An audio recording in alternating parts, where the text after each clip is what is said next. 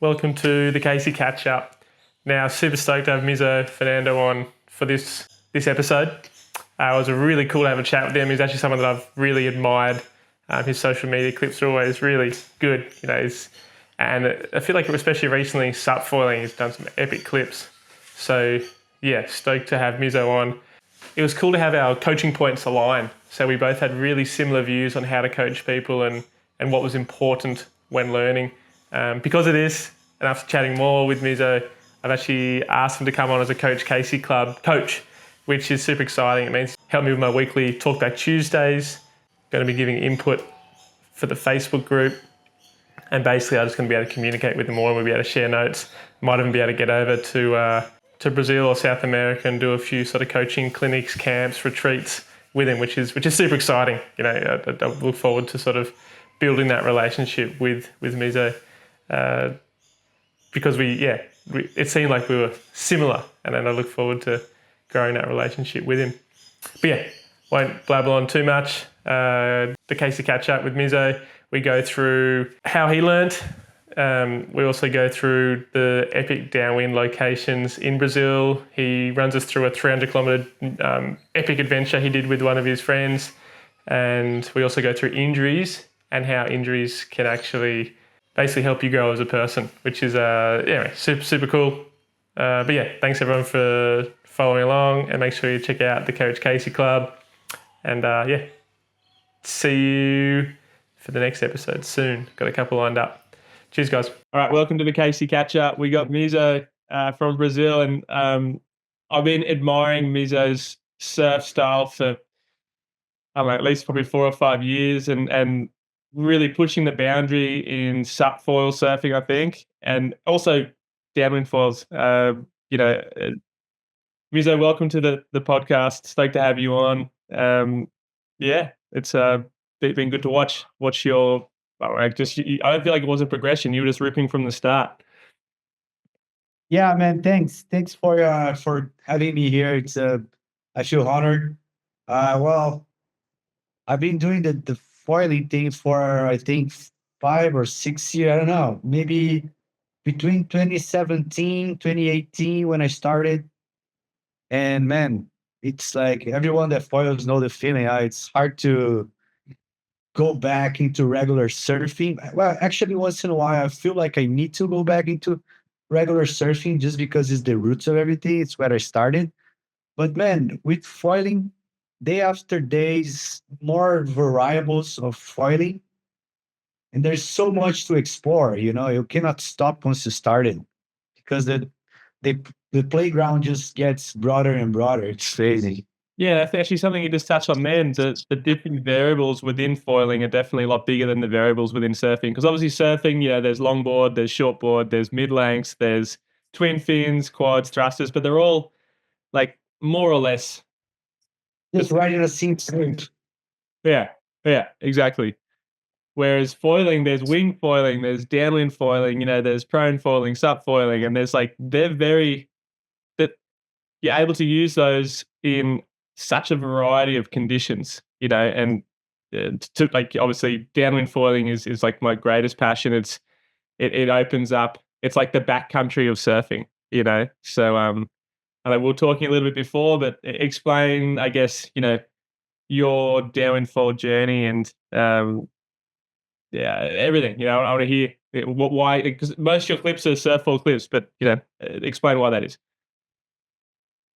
Well, where I live, it's not really a downwind foil place. It's actually good for surfing, and my home breaks actually.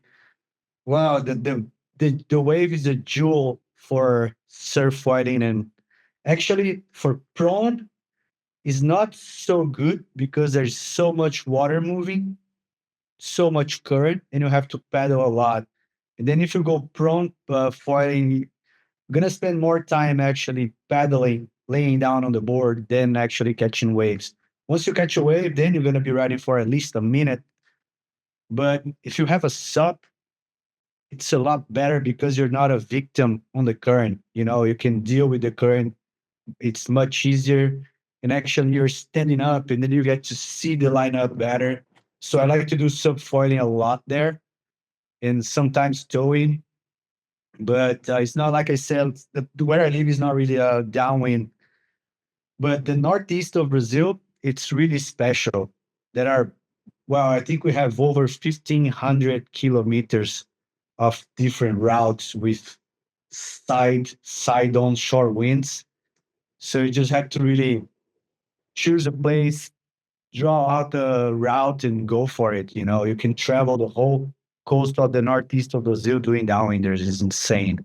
Mm, epic. So yeah, I've been to not that far north, but I think it's Maceió in Maceió. yeah. Um, is that far enough north, or is it further north? It's well, from the northeast, I think it's the furthest down. For sure, there are downwinders there, but the wind is not as strong as you go up along the northeast coast towards the equator line.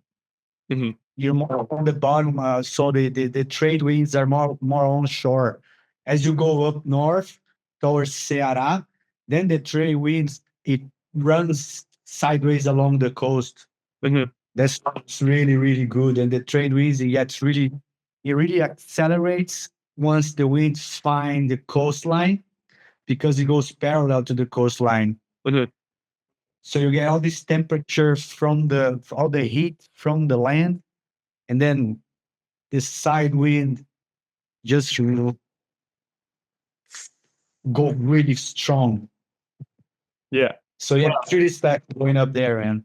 Yeah. Sounds like a wind sports paradise. And I want to go back to just the thing you're talking about at your local spot, how you're preferring the sup foil to prone foil, and I think that's been I've seen a bit of that locally here in Australia, where there's spots that are great prone foil waves when it's a little bit small, or the conditions aren't quite right, the tide's too high, people go out in their sup foils, and because of the whole downwind sort of I guess explosion, downwind foiling's exploded in the last sort of 2 years, that the guys that are downwind foiling originally only like the sups for forward downwind and they proned, but now it's kind of doing a reversal, like the downwind guys, well, because they've learnt the downwind on the sup, they're now going into the surf on their sups because exactly what you said, the currents, the ability to see, and you can just catch more waves. It's as simple as that. We'll catch many more waves, and I think everybody's moving to subfoiling surf because they're getting used to it, the paddle. I think everybody wants to go downwinding, but paddling, it's something really tricky. I used to paddle a lot before I started foiling. I had my 14-foot a sub paddle board. So I knew how to paddle before I started foiling. And Mhm. that's why when I got into foiling, I actually started on the sub because I already used to it the paddle. So once you get used to the paddle, man, it's a great device. You know, it's amazing. And you can still rip. You can still perform just as you were on a prone board. You know, the length of the board doesn't bother at all. So that's why I think people are getting more into after they go into downwinders, they will prefer actually to catch waves on the sub, especially in these hard conditions to prone paddle. Yeah, and I think that's like that last line, like especially in the hard conditions. I think there's still a place. Like I still love my prone boiling when the conditions are good for it. Um, I think the biggest thing I have with the SAP and the surf is because the boards are longer. I guess like you could use shorter boards, but no matter what, you're not using a 5 foot um, SUP. Generally, the tail sometimes gets caught when you're going across the wave, and I feel like that like when you're going like sort of deeper in the pocket and you're going along, and if the wave hits the tail, it'll sort of spin you out. That's the only time I don't like the SUP. Otherwise, like white water hits. I saw you do some sick, like awesome air on the SUP. I think it actually is easier on the SUP because the extra surface area for the landing in white water hits and landing on airs. It's like and the paddle to lean on. You know. Exactly. And the paddle helps a lot. And well, the length of the board sometimes it bothers, but actually, just like you mentioned, sometimes it helps. Mm. But I think, well, back in the day, I used to have a custom sub board from F1, which was a 510. by 23 inches wide at 85 liters. It was amazing. The board was really maneuverable, but it was too wide. But then I got used to the downwind boards for sub foiling in waves. And now I think I'm gonna come up with a new design, because it's part of the deal. You try different stuff and then you want to develop something new. So I think now I'm gonna try just like these mid-length wing foil boards from F1 they have, Yeah. which is a smaller version of the sub downwind boards. I think that would fit really well. Well, I'm a very short guy. I'm 165 centimeter, 65 kilos. So the downwind boards are actually really, really big for me. Yeah. You know, It'd be hard for you to find a production downwind board that's the right volume. You'd be over volumed all the time, huh? now actually, F1 has this 70 by 18 inches wide, which is a 86 liters. This suits me really well. Yeah. It could be a little bit narrower. Now they have the 17 inches. I think 17 inches will be fine. So not so much on the downwind boards. I actually feel that I need something custom for the prone boards and for the subfoiling waves. That's something that I want to adapt. Well, I can ride it. I can ride the custom prone boards. I can ride it, no problem. But I like to fine tune it. Pretty much all the boards I had for prone foiling were very small, very short, like 25 to 28 liters, but 40 by 18 at the most. So it's really hard to find a custom production board that suits me well size wise. Yeah. But not so much to the downwind boards. And then, well, actually, for the downwinders, I'm just scratching the surface. I don't have much experience on the downwinder. Well, I've been doing downwind for 2 years, 1 year and a half only. And I can I can only do it for 3 months, 4 months out of the year because I live very far from where we do the downwinders. So I don't have as much experience on the downwinders as I do have on the waves. Yeah. So I guess what really intrigued me was you said you've got 14-foot SUP, race board experience, and that really helped you, and you learned to foil on the SUP. Yeah. I was the same, like similar, like lots of SUP race experience. And when I learned to foil at the time, probably similar to you, 2017, everyone was learning on the SUP because you're already standing. So when the foil starts to lift, you can just lean forward, and the board being bigger, you can catch smaller waves. Like there were lots of benefits for people that knew how to paddle. Yeah, if you know how to paddle, for sure, I would recommend anyone to start on the SUP. It's safer and easier. Just like you said, you're already standing up. Yeah. It's safer than prone paddle and get up on the board. If you don't know how to foil, it's really sketchy. Oh, so I learned to foil on the SUP and then went to the prone, and I the board I had rocker. So I got my the Sonova guys, I got them to change the rockers. It was the Tuttle. It wasn't the base plate. So we changed the rocker so it was more flat, but we went too far and it had like a lot of lift. So I was paddling into waves and it was on the the GoFoil. I was on the Kai or the original Malika. I remember the blue one, and I was paddling in. So big, and so I was just getting boosted all the time. But once I was up, I could pump around forever because of that extra sort of basically shim and the big foil, the small board. But it was terrifying. I ate so much shit learning to prone foil on that board, overfoiled, shimmed the wrong way, and like you said, you got to get up. And I was probably, in hindsight, I was learning in the wrong waves, but on the SUP, they were perfect waves because I was already on my feet. Well, I think everybody went through that back in the day, at that time, 2017, 2018, when all the 40 started.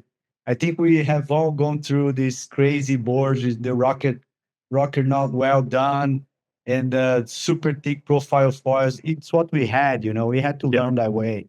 Yeah. And it was actually good, because nowadays we get to we give more value to the gear we have now, Definitely. Yeah. It's crazy. I remember back in the day, we were riding these foils, and my friend, he used to ride. Do you remember those old aluminum foils? from way back in the day. Yeah, It's the like the air chairs.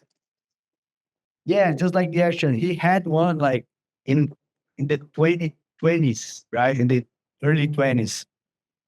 And he was wearing these boots, these snowboard boots and stuff. And as for have developed, then the kiters were foiling and making these carbon foils.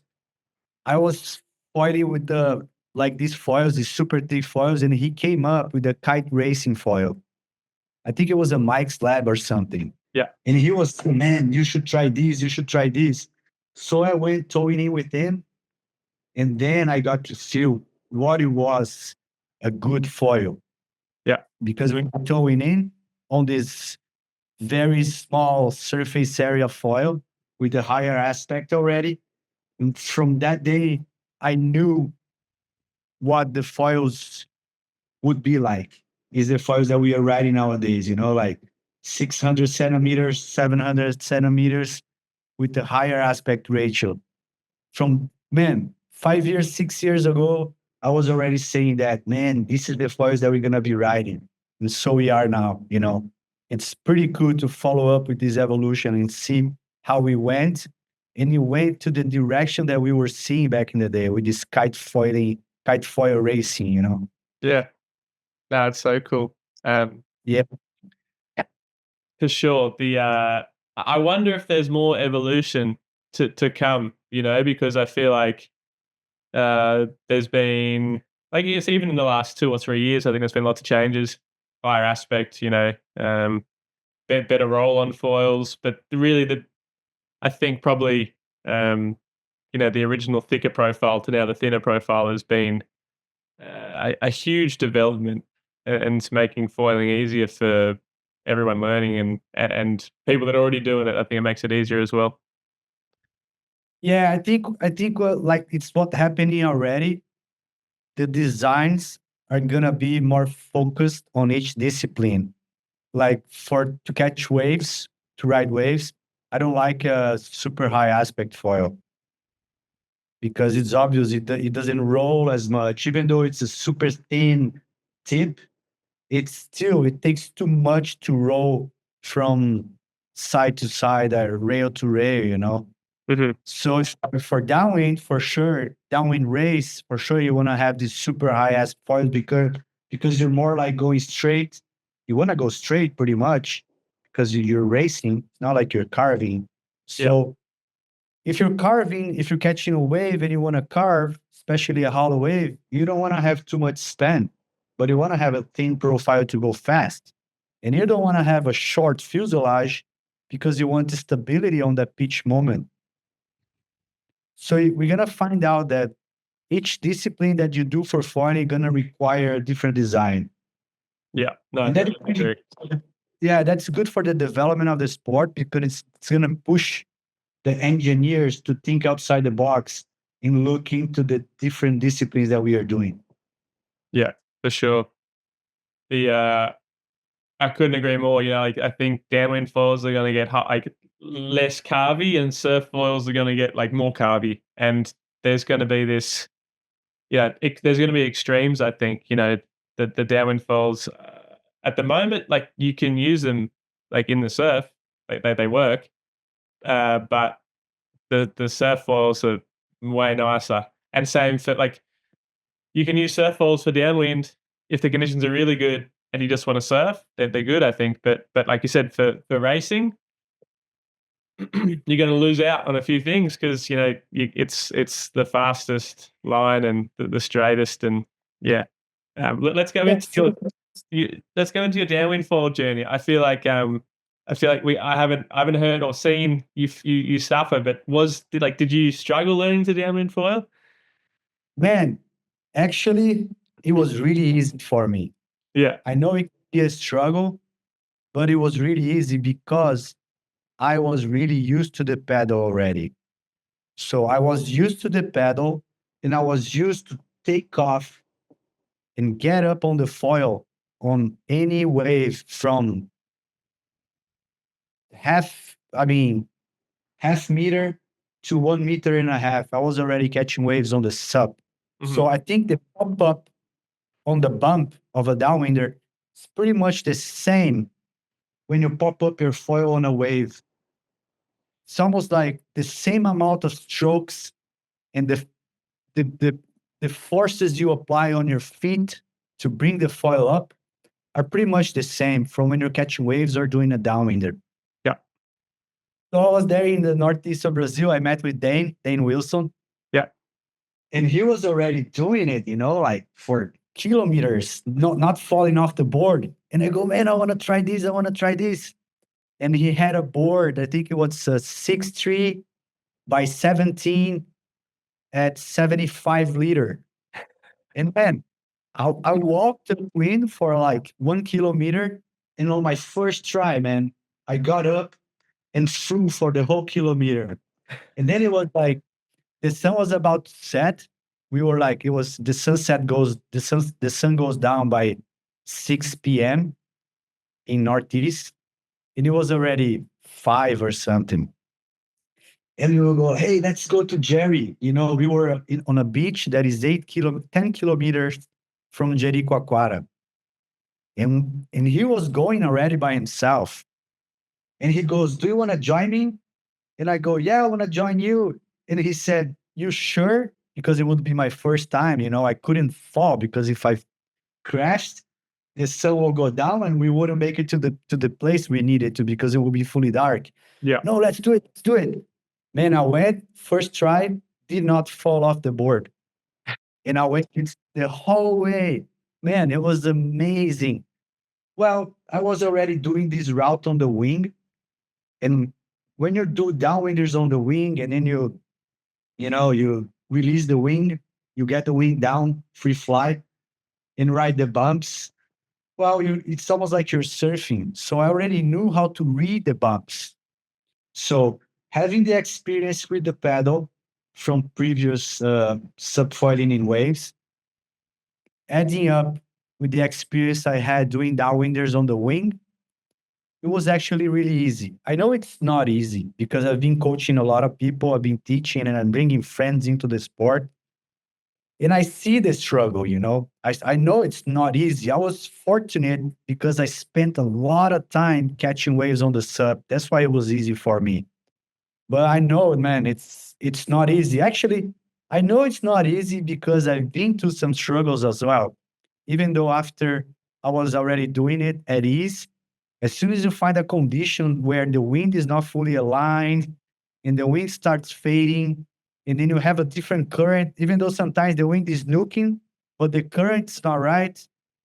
If you have the current pushing on the same direction of the wind, Yeah. it's not going to be as easy as the current is dropping down against the wind. Yeah. So there's always something to make you humble, Yeah.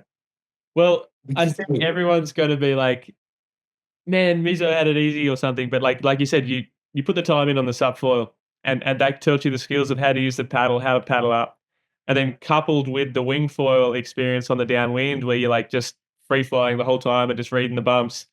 It's the perfect, recipe to have success on the first flight. It also sounds like you had pretty good conditions for the first, that first day.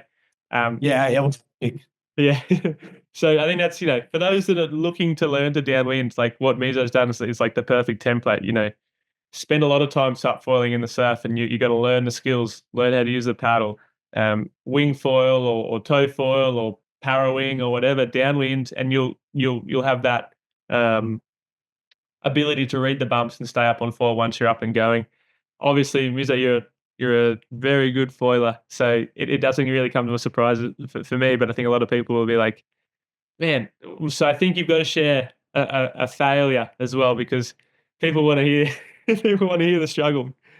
Make yourself human. A lot of failures. It's not easy. Yeah. Well, I did a big downwinder last year. I went to Fortaleza, which is the capital of Ceará, all the way down to Jericoacoara. It was a 300-kilometer downwinder, and we managed to do it in 3 days.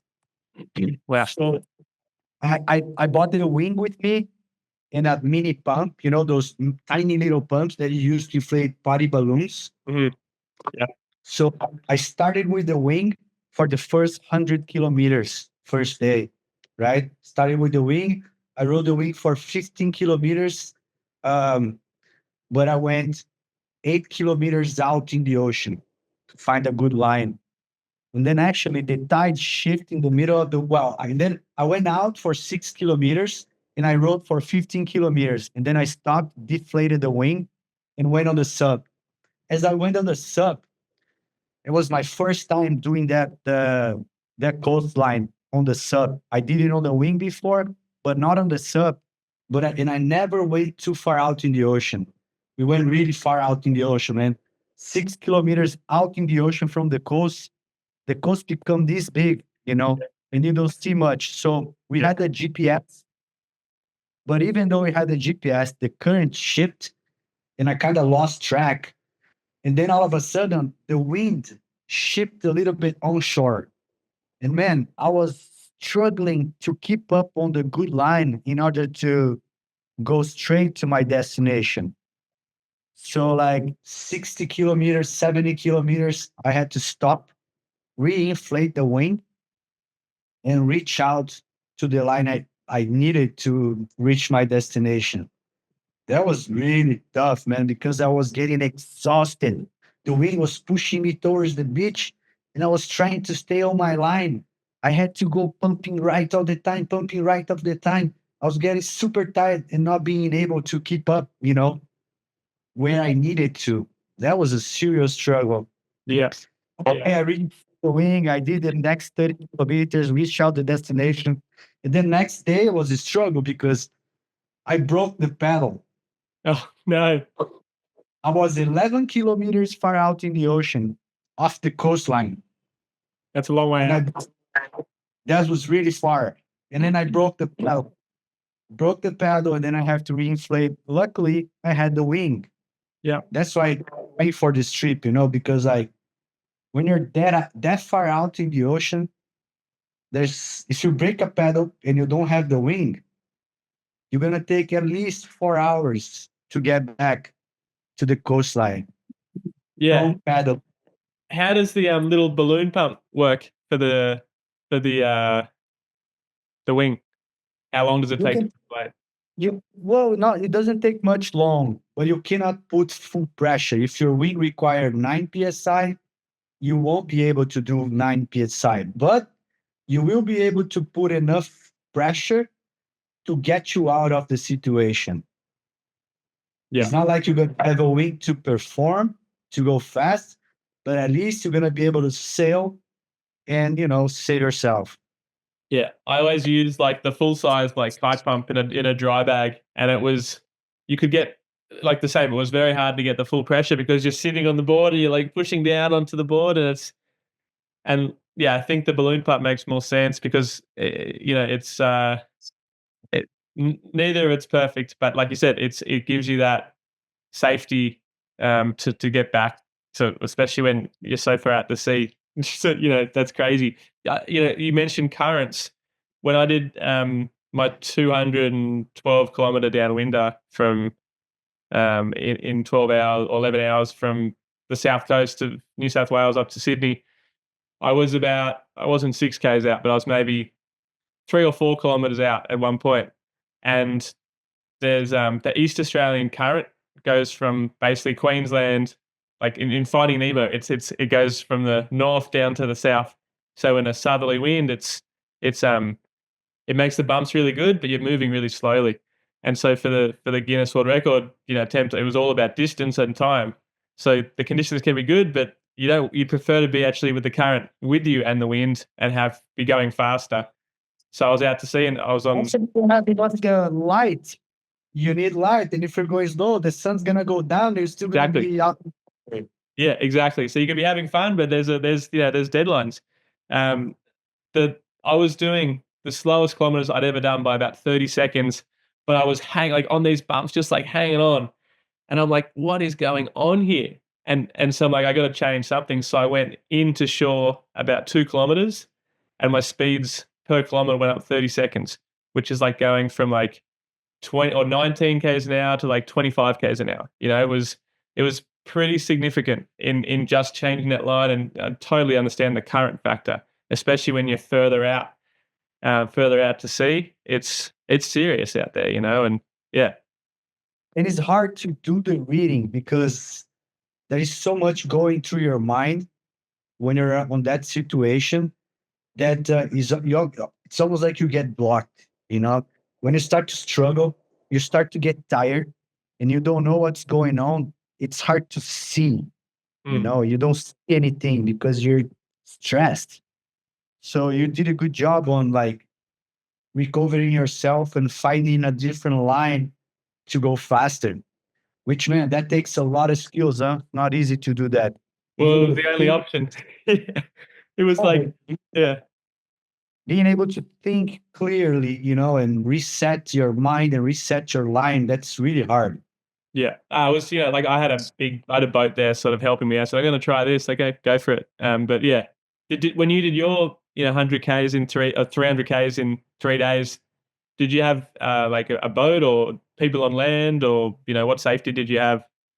Well, the safety we had, it was me and my buddy. We had a walkie-talkie within us, and we had a bigger walkie-talkie with the car on land. Yeah. But we went so far out that the walkie-talkie communication we didn't work. Yeah. Well, it worked when we were close because the coastline do this base, right? Mm-hmm. So in the tip of the bay, we were closer. Then the radio worked. But man, just like actually the radio, the GPS we had, the Garmin GPS, worked really well on the SMS text messages. Mm-hmm. So we could text if you were in danger. We had many friends on all the stops we did. They were waiting, expecting us. So we did communicate with them by the Garmin GPS through the SMS text message. It worked really well. But the walkie-talkie didn't work so well. But, we were kind of safe. Actually, it is safe because the wind is side on. It's not fully side or side off. Yeah. As it's side on, if something goes bad, you just lay down on the board. Of course, you're going to have a backpack with water, with something to eat. You're just going to have to be patient. Yeah. And pro paddle until you reach the shore. At some point, you will. You'll make it eventually. Yeah. I always say to people like that are learning to downwind foil, I always say, don't go further out than you think you can swim in. Exactly. If you're like 11 kilometers out to sea and you've never swum 11 kilometers in your life, then you shouldn't be there. Like realistically, because if your leg rope breaks or you lose your board or your board breaks or whatever, like how do you think you're going to get in? Like lose your board. If you lose your board, you can die. Yeah.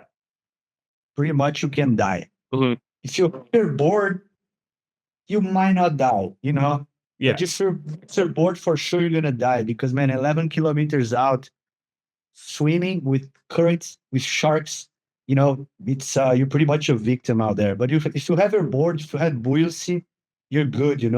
Like if I didn't have the wing and my paddle broke, like it happened 2 times on this trip, I could lay down on the board and paddle. Yeah. You would take a lot, but I would still be floating on my board. Yeah. That was super safe. Yeah. Yeah. Then that's why I'm a big believer in, always wear a leg rope because of exactly that. You lose your board and like, you better be a very good swimmer. And obviously there's times where it's less important and times where it's more important, but we're covering a lot of distance when we downwind foil. And to me, I don't know, just get used to a leg rope is my advice for sure. Man, I hate leash. I hate leg rope when I foil. I really hate it. But man, I love my life. I want to put my life in danger, So when I'm doing short runs, like 5K, close to the shore, then I risk myself. I don't tell people to do that. I do it on my own and I take responsibility for that. Because, man, sometimes the leash bothers, Yeah. It does bother. But there are many ways we can get used to it, Instead, put it in your leg, put it in your waist, instead using a PVC leash, just use the wing leash. Yeah. It's thin, it's light, it won't bother much. On this trip, I actually used the wing leash with the waist belt. Yeah. And it was really good because the wing leash, it's a little bit shorter, and the material is made out of cloth. So it's really light. And I think the PVC leashes, it can get cutted on the trailing edge of the mast or on the trailing edge of the wing, the front wing or stabilizer because it's sharp. Yeah. So it can get cutted. And if you have a really strong impact when you crash, and if there's a little bit of a cut on your leash, then it can break. Yeah. That's why I prefer to use the wing leash, for Yeah. the. No, I agree. The only thing that gets me with the wing leashes is like if you have a really big crash in the surf or downwind, and you like kind of fly through the air, you sort of breach, and like then the board gets pulled towards you. I've had a short leash, like have the board like land on me, and it actually like the trailing edge of the mast landed on my calf, like That's the word. like a guillotine. And it was Christmas Eve, like probably 3 years ago. And I couldn't walk for Christmas Day. And, all the families, what happened to you? What's wrong? And, sort of a foiling injury. I just copped the board to the calf. Yeah, it was a backwash and, a wave and, just unlucky. But with a longer leash, it gives you a little bit more time for that to not sort of yank and land on you, which is, it doesn't happen a lot, but I think it's the only thing people have to be aware of is if you're going those shorter like wing leashes with a little bit less sort of stretch, that can happen, which it doesn't happen that often, but it only takes one. You're right, man. Yeah, you gotta. Well, then you're gonna have, depending on the conditions, if the waves are big, so there's big waves, big bumps. Then you want to have a longer leash for sure. It's better. Yeah, makes sense. Or like a coil, like a really tight coil that doesn't like. I guess the Kagi Invis leash is good because it has the tight coil. The coil has to be thick. Yeah. So it doesn't drag. And I had a coil leash. The coil, the PVC was not thick enough. So when it touched the water, it would be stretching and dragging on the water. Yeah. So if the PVC is thick, as it touches the water, it won't drag because it has enough strength not to be pulled on the water, Yeah. I was actually coaching a mate the other day from San Francisco, and he uses the kiters used to use them a lot. It's like a plastic sort of case, and it has like a pull. I've seen that, like in the dog leash, that dog leash that you pulls into the thing. Exactly. Yeah, and he swears by it. He goes, "It's the best. It's as long as it needs to be if I fall, and it's as short as I want it to be when I'm foiling." So, it looks heavy. I think there's probably a market out there to create something that's probably a bit more water sports or foil specific. But I think the leashes for foiling is something maybe that's going to improve more than foiling. Like the foils themselves. The demand is there. You just take the brands to do something specific for this sport. There's room for sure. For sure. Yeah. Sick. So how did it end up? The 3 days, 300 Ks. Well, the first day we did 100. Second day we actually did it in 4 days. Because the third day was really well. The third day, if we did it in 3 days, the third day we will have to do 130 km because we did 100 on the first day, and then the second day we did just 30 km, and then as the second day we did 30 just for chill. It was the best route, man. The bumps were insane, and then we got to chill the rest of the day. We did it in like 3 hours only. Yeah, it was, and then the third day was good, but the last day was a nightmare. The last day was the worst because we were a bit stubborn because we knew that part of the route would be really tough because there's a lot of river mouths, and then there on the northeast, as soon as it starts raining, the sweet water that goes into the sea from the rain. It kills the seaweed that sits on the bottom. Seaweed strikes again. Yeah.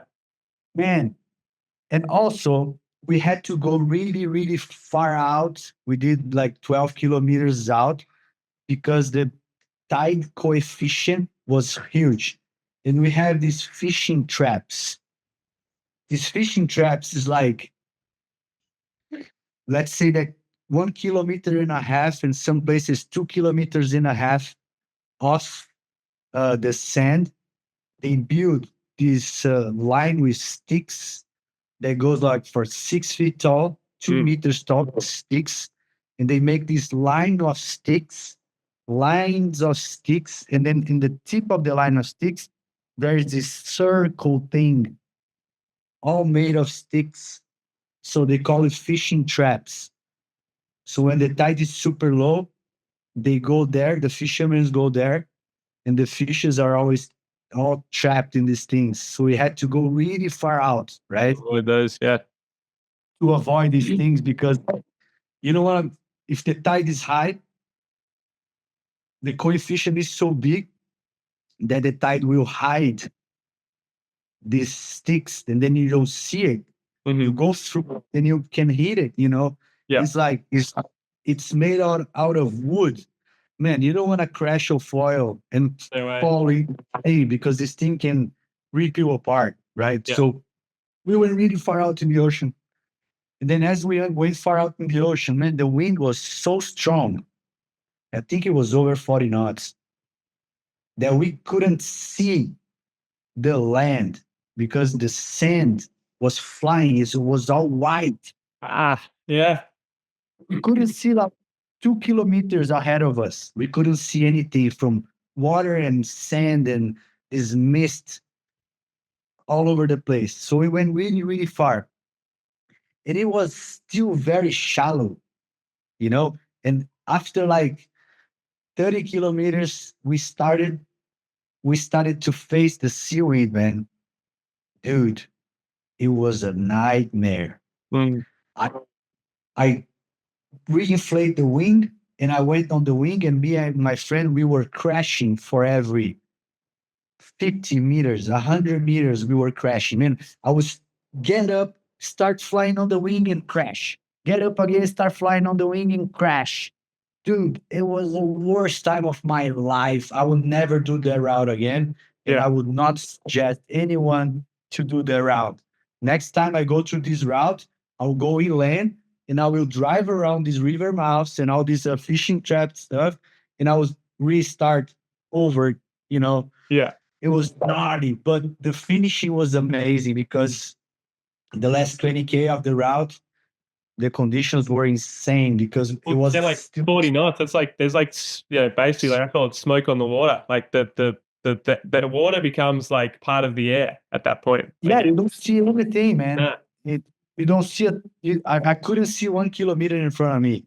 Luckily, we had the GPS, so we could manage our route. We know where we were, and we knew where we need to go. Yeah. That's what saved us, you know. Yeah. So yeah, the last leg was amazing. After the seaweed nightmare, we had a sunset dream, so it was all good. We finished right on time for the sunset with a very strong wind, and the bumps were insane. We had the tide dropping, everything like went well after the nightmare. But man, it was the toughest time of my life. I was pissed. I was, So dude, were you winging? Or you said your paddle broke on day 1 or day 2. So yeah, I have 2 broken paddles on day 2 and day 3. So you were winging the last bit. The last bit, yeah, after the paddle broke, I was winging. Luckily, the paddle broke on the very end of the routes. Yeah. The first, though, it broke on the foil, and the second paddle broke on the stroke while I was paddling. Okay. Yeah, nothing worse. I don't buy paddles anymore, man. I don't buy. You know what I do? I get all these broken paddles and I fix them myself. I put so much fiber on it. I fix it really well. Yeah. and it becomes strongest pedal on the planet. Yeah. All my pedals after I break them, they don't break anymore, man. Yeah. I know how to with resin. I know how to work with epoxy resin and stuff, carbon fiber. So Yeah. I just like I said, I don't buy pedals anymore. I just hunt the broken pedals from my friend. He just giving it to me. I fix it and off I go. Yeah. Stronger than ever before. $500 on a brand new pedal to break on the first day. Yeah. No way, man. Too Yeah. expensive. I'd rather just fix them. Take it off the Oh, for garbage. sure. fix The it. number of paddles I see, like a friend of mine he broke his paddle and he threw it out. There's nothing wrong with it. Like the paddle, I actually cut it and I gave it to my son, and he's got his own little paddle now. But yeah, I think anyone who does, like, people out there that break paddles, like, they're not that hard to fix, and your local, ding repair or carbon fiber sort of guy will definitely be able to fix them. There's a guy here, Kev Clark, Fixology on the Northern Beaches, and the number of paddles he fixes, like, and the number of paddles he sees that are thrown out, he's like, nah, he gets them out of the bin and he'll fix them himself. And he's got the strongest paddle, and it's like it's not they're not rubbish once they're broken. They can be No, fixed. not They at can all. be better. If you know how to fix them, it's gonna be strongest as never. Yeah, Stronger as never for sure. yeah, Man, Yeah. because it's really frustrating to spend a lot of money on a good pedal and you break it first day. yeah, And going through a lot of that, man. I've been breaking many, many pedals, hitting the rail, hitting the foil, or just on the stroke, I push really hard when I pedal. So Yeah. it breaks. Yeah. Actually, I found out that when I was riding shorter pedals, I was breaking it more because the pedal was not going into the water, the whole pedal, I was like, as the pedal was short, just half of the blade was getting into the water. So it was cracking right where the Yeah. amount of the that was reaching the water, Yeah. Once I started to use the longer pedal and the whole blade was getting into the water, I stopped breaking the blades. Technique will help you. More power too, huh? Better. Yeah, more power, sure. And actually, when you have a longer pedal and you're flying up on the foil, and you're up on the foil, and you're pedaling, right? You're flying the foil and you still do some strokes. I think having a longer paddle, it helps you because you can have a better posture. And for me, man, this is what I tell to my students. Posture on the foil is everything. When you're up on the foil, you want to be able to be straight with your back straight. And you want to have your head on top of your shoulders on top of your ribs on top of your hips. Yeah. You can flex your hips and your knees a little bit, but you want to have your trunk in your cervical spine straight. Yeah. So when you have longer paddle, it does help with the technique, so you're more upright. So Yeah. nowadays my pedals are huge, man. I'm a very short man, but my pedals are huge. Yeah, one thing that I totally agree, and one thing I tell people is most people have their hands too wide on the paddle. So if your paddle is, too long and your grip is wide, you're still going to be squatting down a lot. Whereas if you have your hands close together, like you said, you're more relaxed, you're more upright, your posture's better, and you can actually get better technique, better power, and at the end of the day, like it's a better overall experience because of Energy as well. the alignment. Yeah. And in the foil, posture is everything. So anything you can do to have a better posture when you're downwind or foiling, it will be easier on your body. And in the end of the day, like you said, you're gonna spend less energy. And as you spend less energy, you get to learn more, and develop your technique better. Yeah. Well, like, while we're on that, like, what are the three best tips you can give to crew who are learning to downwind foil? Like, what are your three best tips? Well, I think doing what I did was really good, like spend time with the paddle, get comfortable with the paddle technique. Even if you're paddling just on the sub without your foil, just get used to, like rowing, get used to row, spend time on rowing, a lot of rowing to work on your posture, work on spending less energy as you do more reps with your row. That's really important. And then foil as much as you can to have more time on the foil.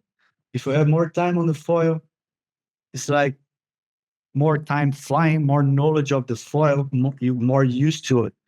So if you can wing and free fly, that will help a lot.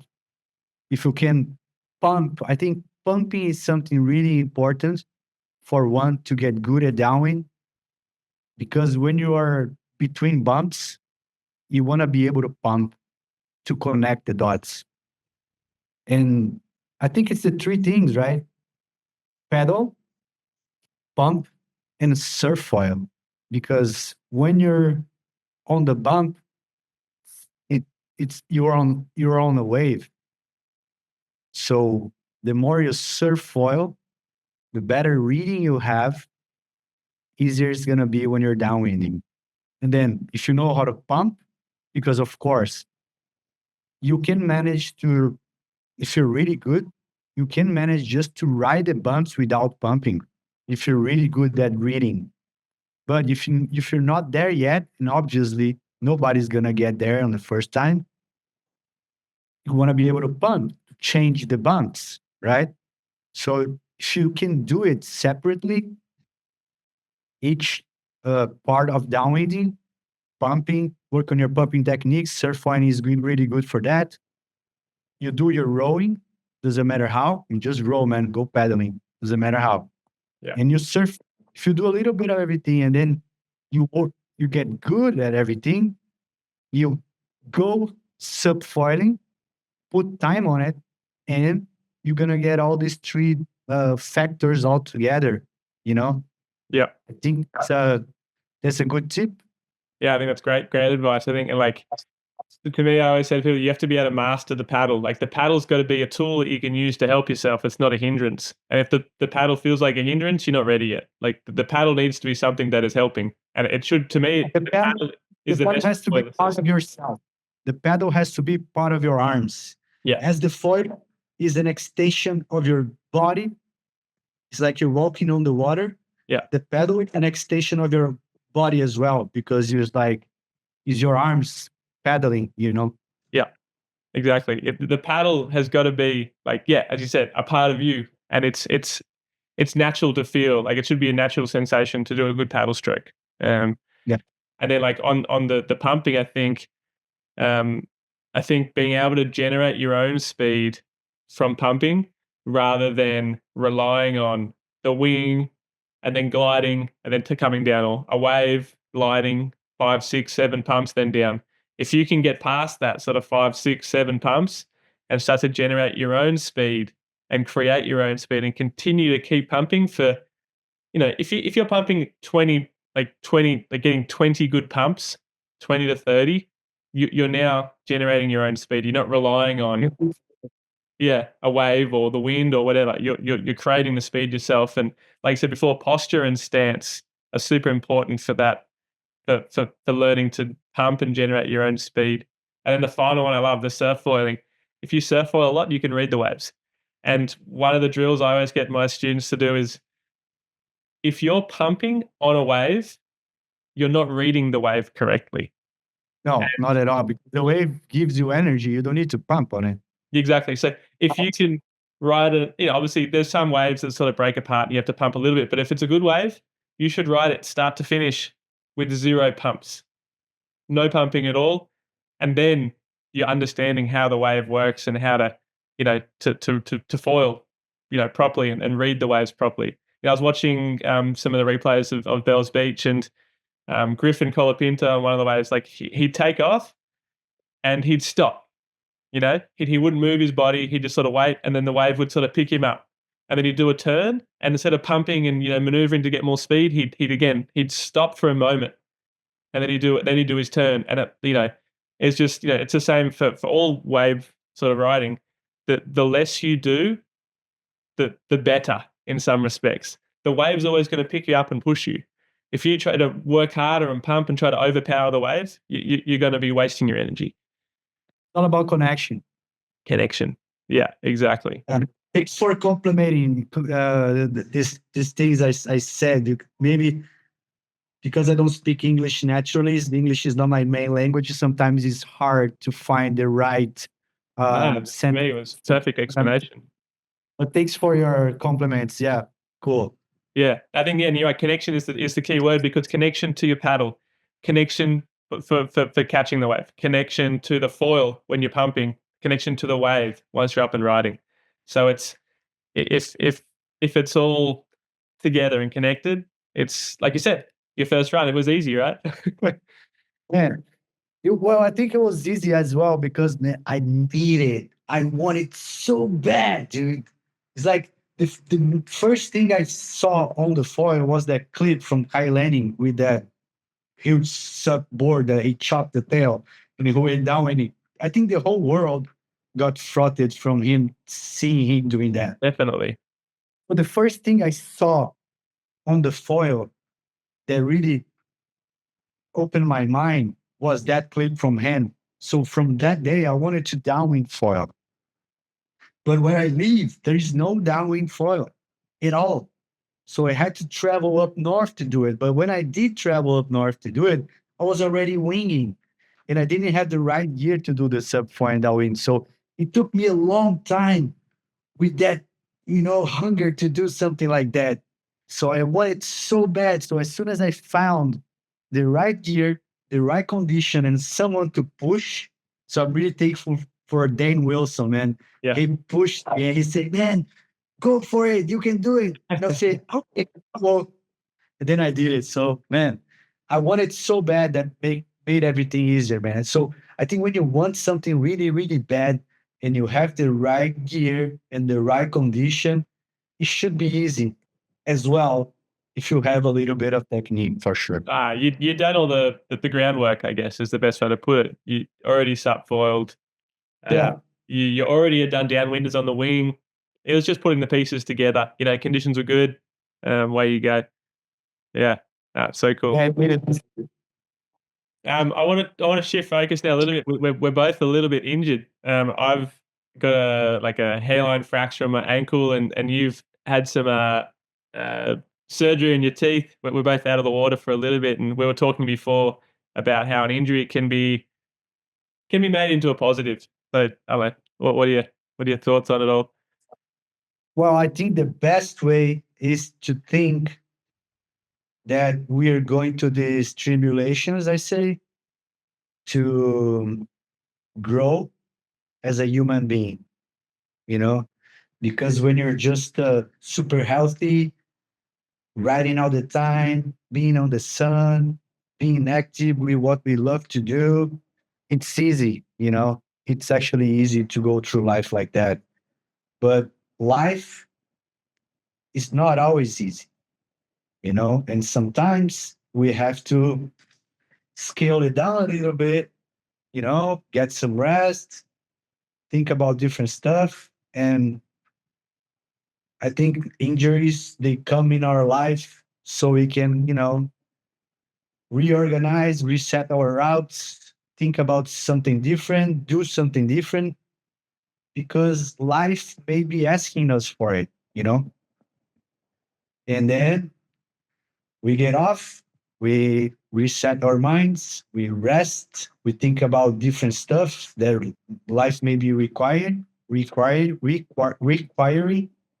and then we come back. It's in the beginning I was really frustrated, for, like I said, not being able to go in the water. And right now it's autumn here in Brazil, so the waves are really, really good, man. All these 40 days that I'm out of the water, the swell has been pumping, man. There's waves every day. There's always wind. I see my friends going out in the water all the time. I see the videos. I see the forecast, but I cannot go. It's hard.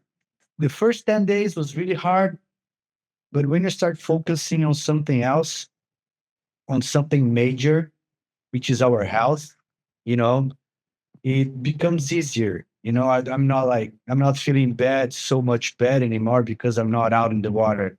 I think right now it's time to focus on my health, get better, and I'll come back, man. As best as I was, like actually in this 40 days window that I was out in the water, I managed to go in the water for 3 days, and I actually felt really good.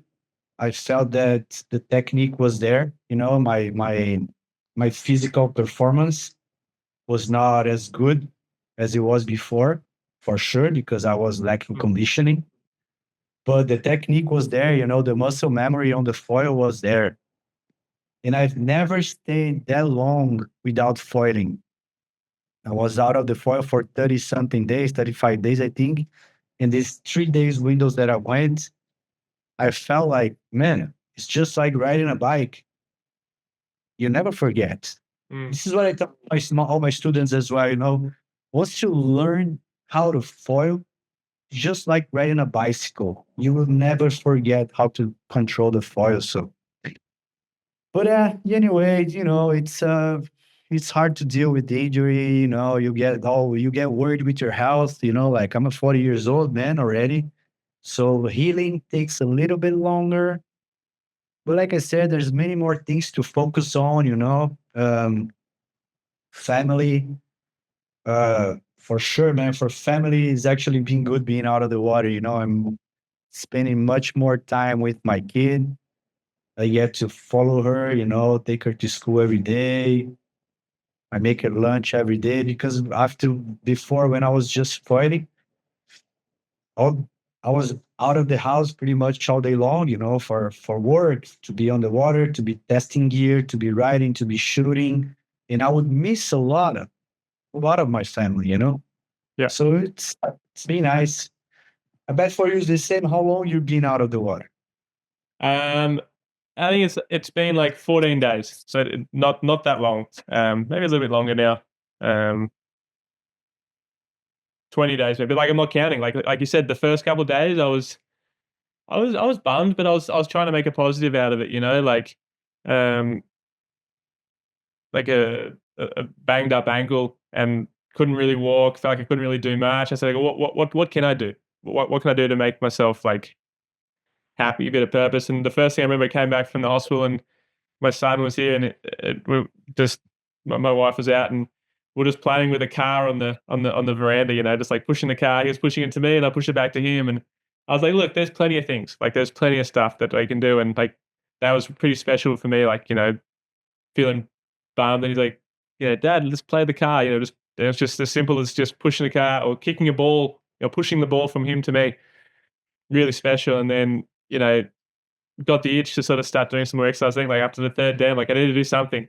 And so I did like an upper body, like sort of just a like dumbbell workout. And it was just, it was just something that sort of got the heart rate going, got the energy flowing. And my wife was just like laughing. She's like, 3 days, you're already like itching to do something.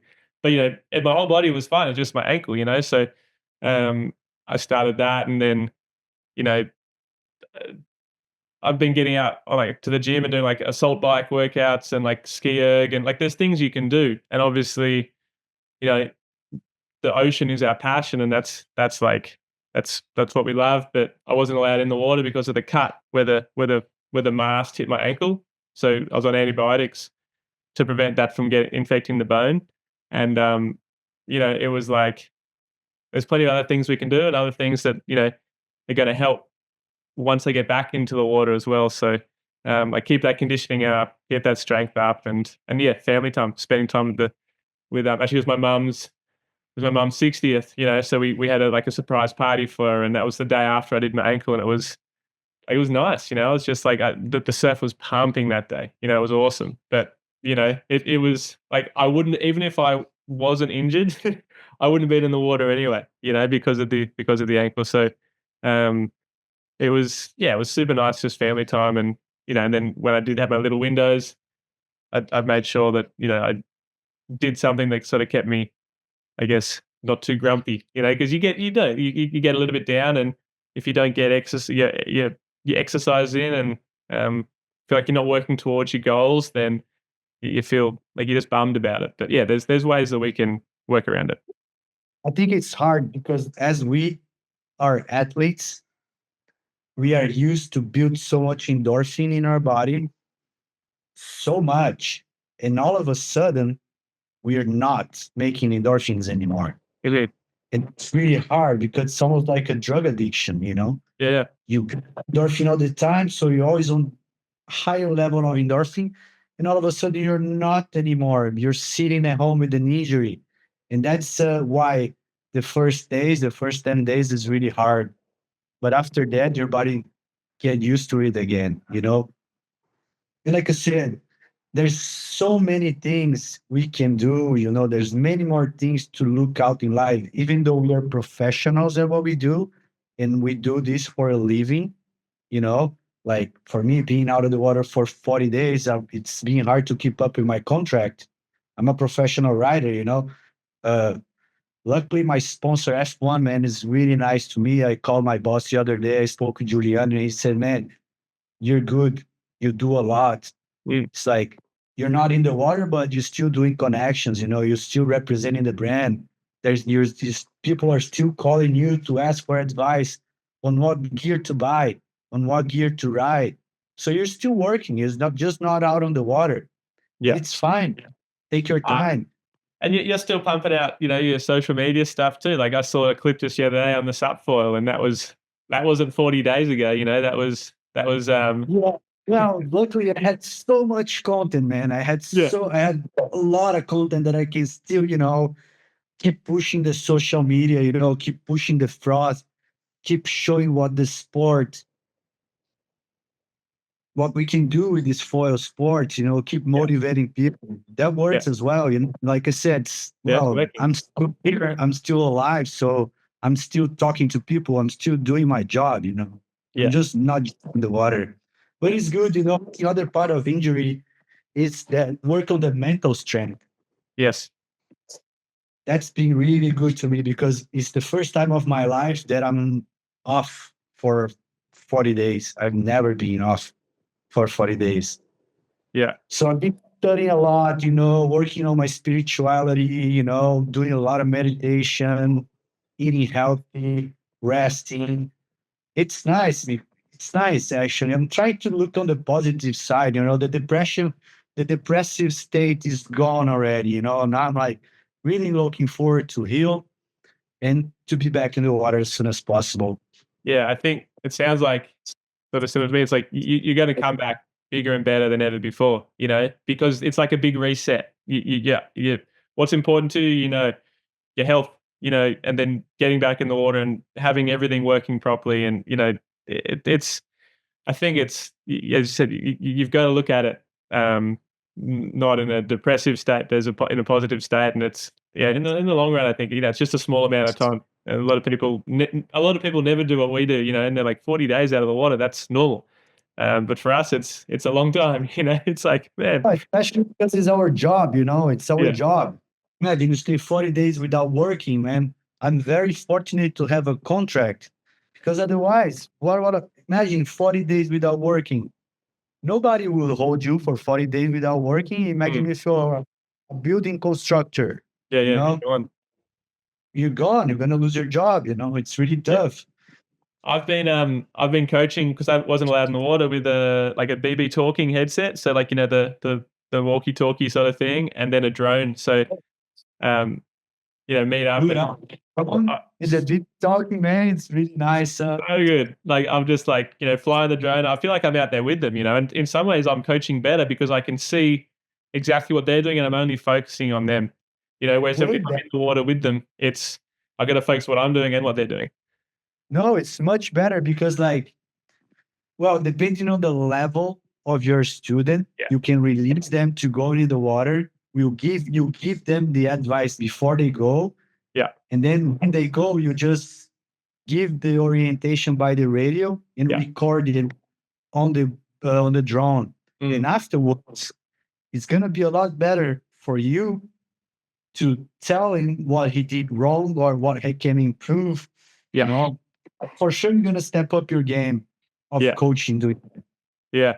We didn't go into it, but like, tell us, like, what's your like your background? Obviously, you're coaching and you're foiling, but like, what were you doing were you a professional surfer? Were you a professional SUP, like kiting? What was your background? Man, I did a lot of things in life, huh? I always surfed as a background for water sports, shortboard surfing. And then I never wanted to be a professional surfing because, man, being a professional surfing in Brazil is really hard. And I don't have that level to become a professional. I didn't have that level to become a professional surfer. So I always had to work. And then from my early 15 years of age until my 25 years old, I was building surfboards.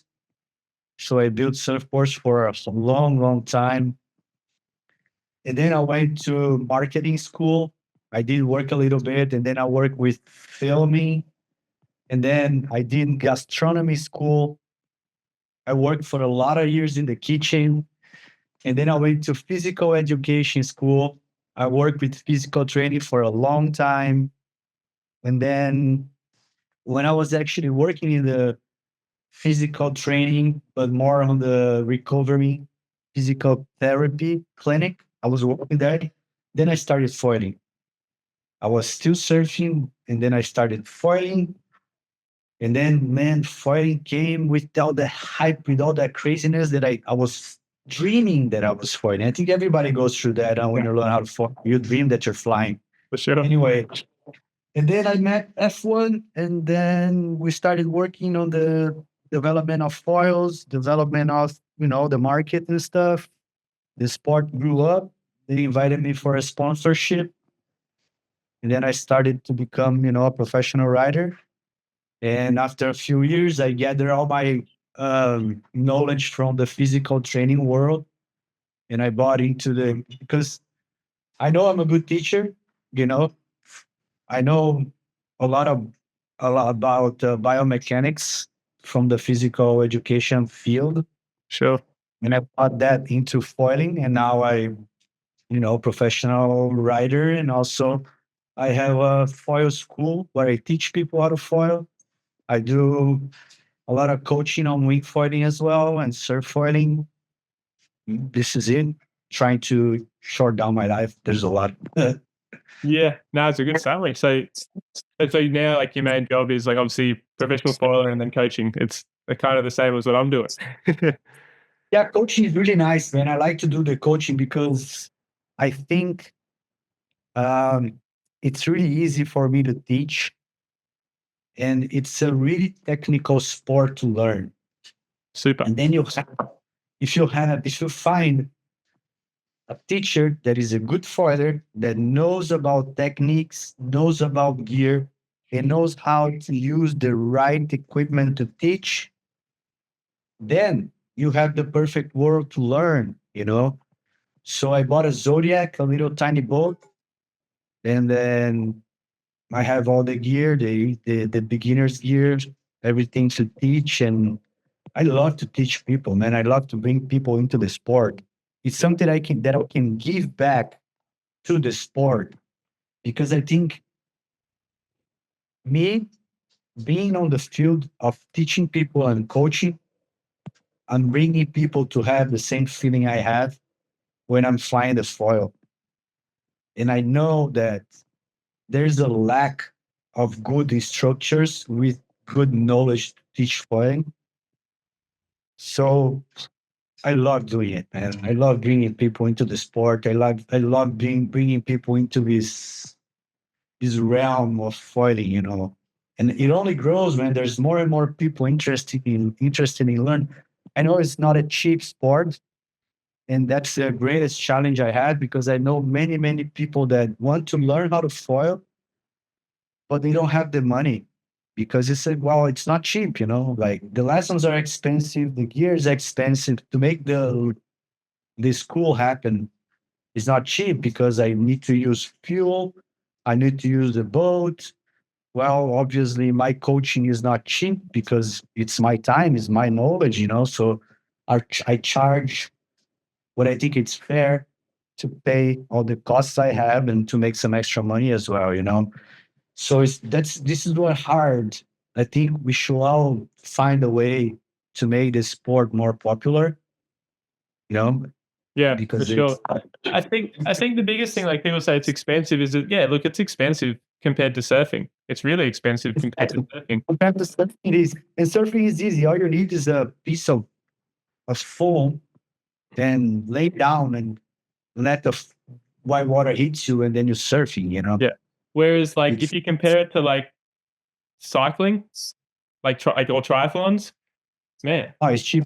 foiling is cheap, super cheap. Yeah. Yeah, and there's Yeah. a lot of people that do triathlons or cycling or running, and I think the biggest thing is it's expensive compared to surfing, and it's hard to learn. You know, it's not something that you can just jump on the bike and you go, or you start running and you go, or you as you said, you get a bit of foam and you catch a wave. It's tricky, you know, and that's where I think, as you said, it's really important that there's people that are coaching all around the world so that we can grow this sport. Because for me, like coming from SUP racing and surfing beforehand, where it really exploded, plateaued, and in Australia it's really died away. There were never many young people that were stand up paddling. In foiling, there's more young people. Like the probably the average age of like the local crew here in Sydney is like probably between like 25 and 40. Whereas for the stand up paddling, it was like 40 to 50. So to me, that's a really good sign that there's young people getting into the sport, and because they're in the sport now, they're going to continue through for another 20, 30 years, because you're foiling something that you can do once you learn it. It's not so hard on the body, like it's not hard on the body at all, man. Like Yeah. I had many injuries on my knees and my ankles, even in my hip from surfing. And in foiling, man, all my joints are stronger and safer. I never had a sprain on my ankle or on my knee. Never. I never. Well, foiling is dangerous. You can get hurt. You can die Yeah. foiling. Actually, let's be honest, right? Yeah. Especially like Where I I'm have- getting here with a sore ankle, and so I told a story about the sore calf as well. So the foiling is Yeah, but it was a trauma. It was not a sprain. It's not that you twisted your ankle. Yeah, It's different. Surfing, as you have the impact directly. In foiling, there's no impact. It's like you're on a, I don't know. It's like magic carpet. You're floating. You're in a cloud. It's no Yeah. impact. Yeah. There's no sprain. So it's much lighter on your body. Yeah. Well, you can get hit. You can get a trauma for sure. It can happen. Let's be honest. But if you do compare, I think we will see less injuries in general than with regular surfing. Yeah. Especially performance field, Yeah. A high performance surfer, man, they get injured all the time. Yeah. They boost a 2 meter high air, they land, and man, the impact is so hard. For sure. So many busted ankles, busted knees. And in foiling, you don't see that much, Yeah.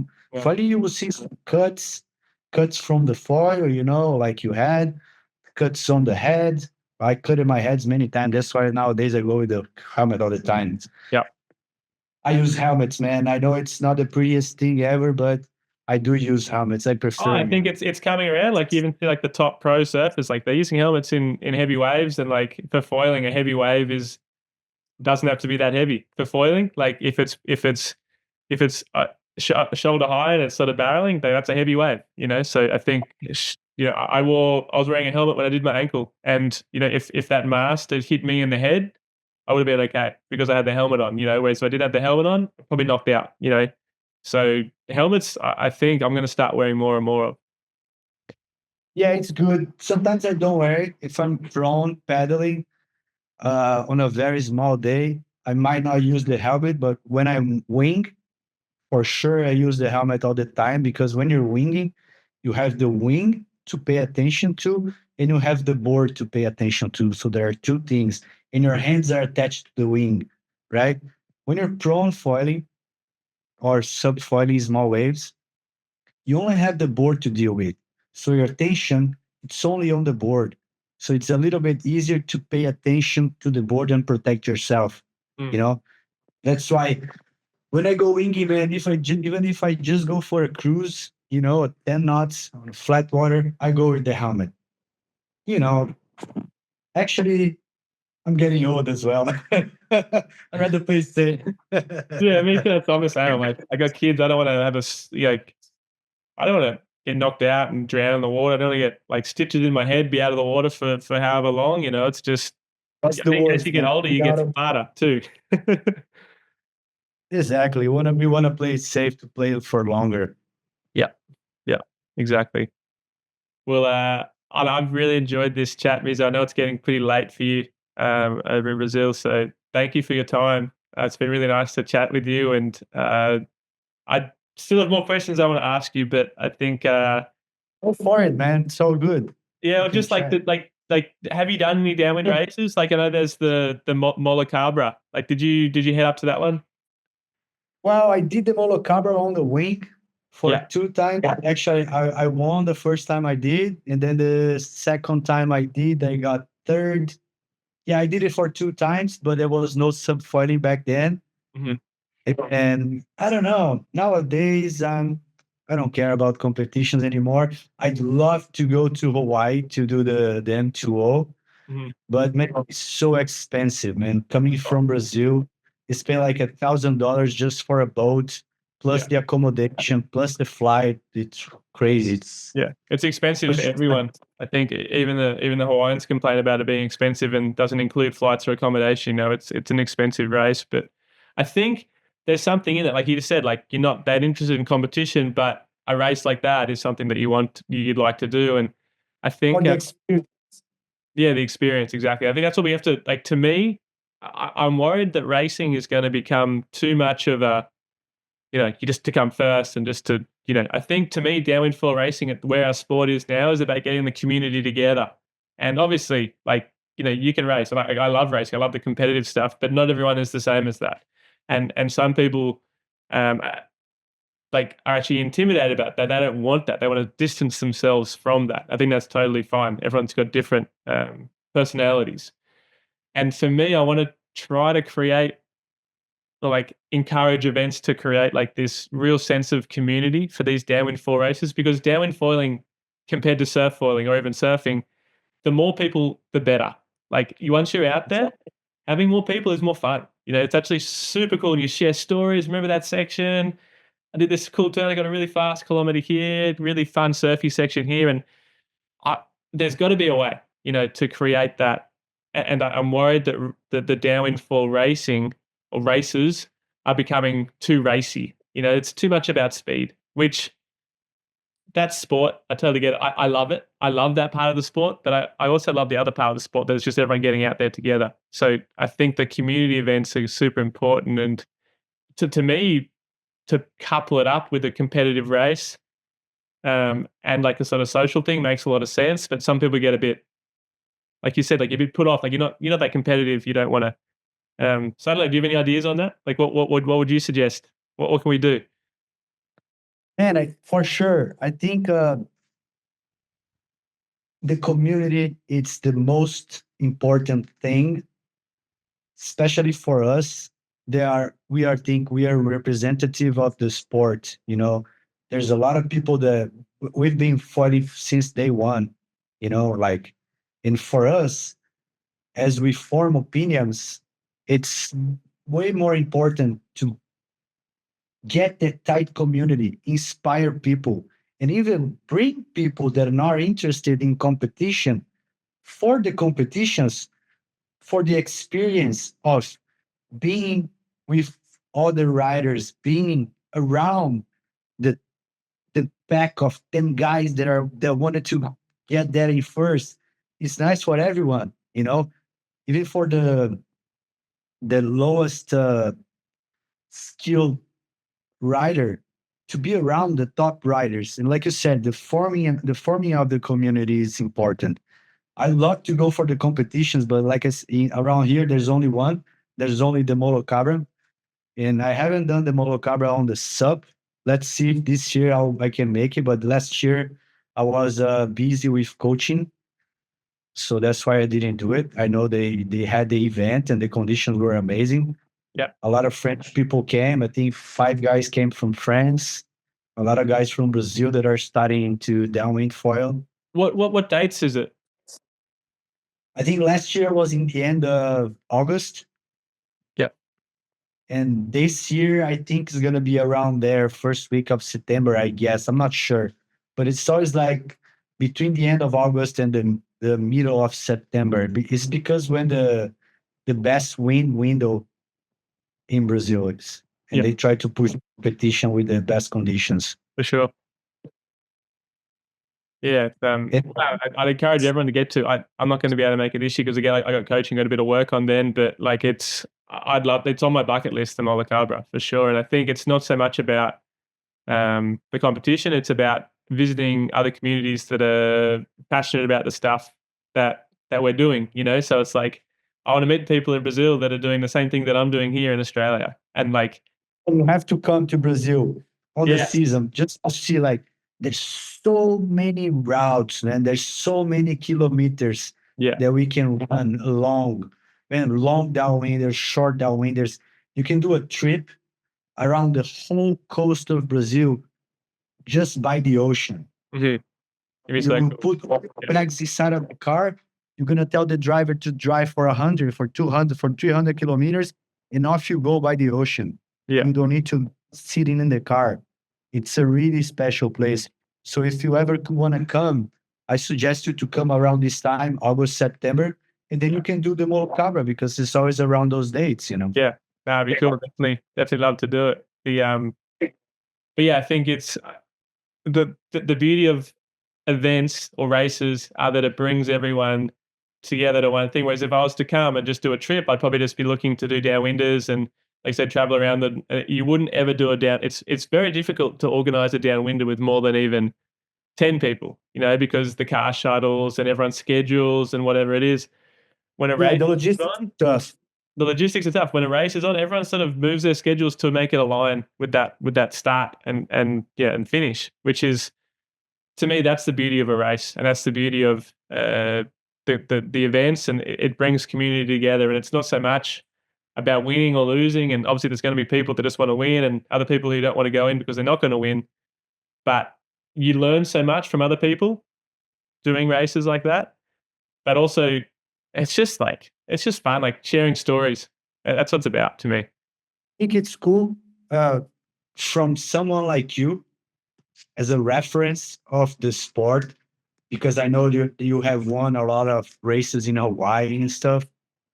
With your knowledge, to have this mindset of building the community and telling people that it's not just about winning, you know, it's about sharing experience and sharing experiences and growing the community. That's really nice to hear that from you as a reference of the sport. It's a really cool mindset, and that will encourage a lot of people to come into the sport because you know people are gonna have you as an example of a successful competitor, you know, that have won a lot of contests, a lot of competitions, with the mindset of, hey, it's not about winning anymore. You know, this is about sharing and learning, and someone like you to provide this mindset, like I said, you will encourage people to be around you because it's not like you're that super hot athlete that have won a lot of competitions and now you're not focused on being on the front pack anymore. You want to be with the crew. You Yeah. want to be supporting people. You want to be pushing people to, you know, to become better, you Yeah. know? That kind of mindset is really important for the sport. So I give you props on that.